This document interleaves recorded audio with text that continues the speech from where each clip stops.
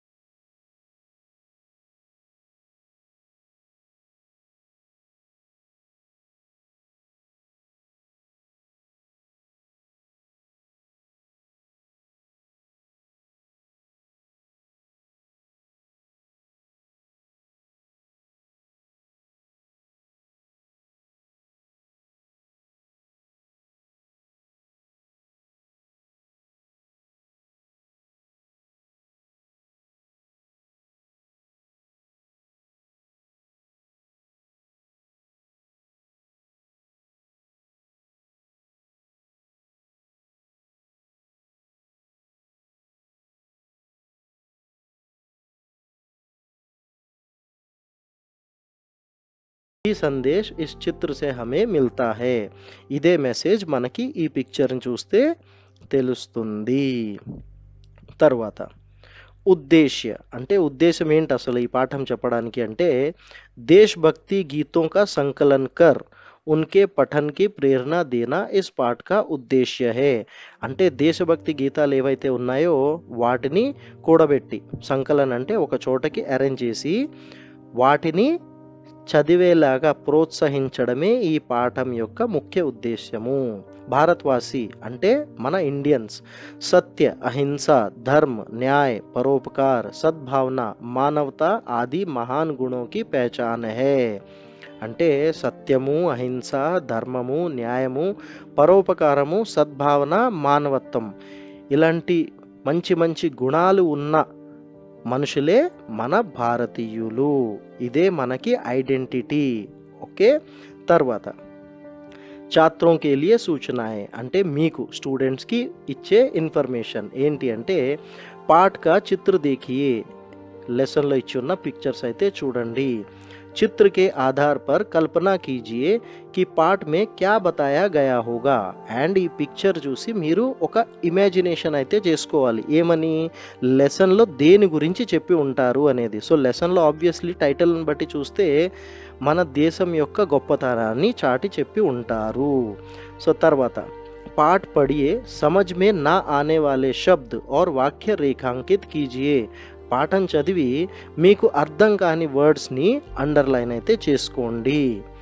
third one समझ में ना आने वाले शब्दों के अर्थ शब्दकोश में ढूंढिए और पाठ समझिए అంటే అర్థం కాని వర్డ్స్ ఏవైతే మీరు అండర్లైన్ చేసుకున్నారో వాటి యొక్క మీనింగ్స్ శబ్దకోష్ అంటే హిందీ డిక్షనరీలో అయితే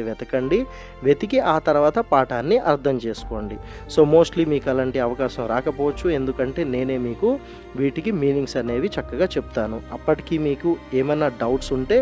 కింద కామెంట్ సెక్షన్లో అయితే కామెంట్స్ చేసి మీ డౌట్స్ అక్కడ క్లారిఫై చేసుకోవచ్చు సో నెక్స్ట్ మనం ఇప్పుడు లెసన్లోకి అయితే వెళ్దాము होठों पे सच्चाई रहती है जहां दिल में सफाई रहती है हम उस देश के वासी हैं जिस देश में गंगा बहती है मेहमान जो हमारा होता है वो जान से प्यारा होता है ज्यादा का नहीं लालच हमको थोड़े में गुजारा होता है मिलजुल के रहो और प्यार करो एक चीज यही तो रहती है हम उस देश के वासी हैं जिस देश में गंगा बहती है होठों पे सच्चाई रहती है जहाँ दिल में सफाई रहती है हम उस देश के वासी हैं जिस देश में गंगा बहती है బాగుంది కదా స్టూడెంట్స్ సో మీరు కూడా ఒకటి రెండు సార్లు ప్రాక్టీస్ చేస్తే రైమింగ్ అనేది బాగుంటుంది మీకు కూడా నచ్చుతుంది సో ఇప్పుడు మనం దీన్ని ఎక్స్ప్లెయిన్ చేసుకుందాము హోటో పే సచ్చాయి రహతీ హే అంటే ఎక్కడైతే జనాల యొక్క ప్రజల యొక్క పెదవుల పైన సచ్చాయి అంటే నిజం తప్పితే వేరే ఏ ఇతర మాట ఉండదో జహా దిల్ మే సఫాయి రహతీ హే ఎక్కడైతే మనసులు నిర్మలంగా స్వచ్ఛంగా ఉంటాయో క్లియర్గా ఉంటాయో హమ్ ఉస్ దేశ్ కే వాసీ హే మేము ఆ దేశం యొక్క జనులము ప్రజలము